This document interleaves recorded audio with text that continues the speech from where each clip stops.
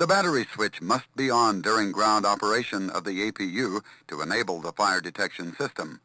Now touch the battery switch to position it to off. Turning the battery switch off during ground operation of the APU causes an automatic shutdown.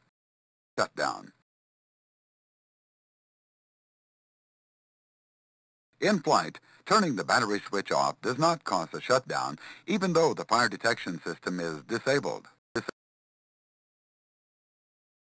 Without AC power operating during an APU start, fuel is suction-fed from the number 1 fuel tank. Now touch the number 1 tank aft fuel pump switch to turn it on.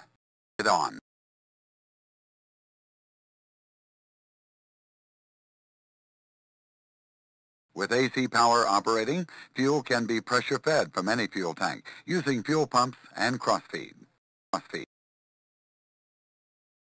The APU hour meter is located on the right rear corner of the overhead panel. The hour meter indicates the number of hours of APU operation. The crew normally reports the APU operating time on each flight.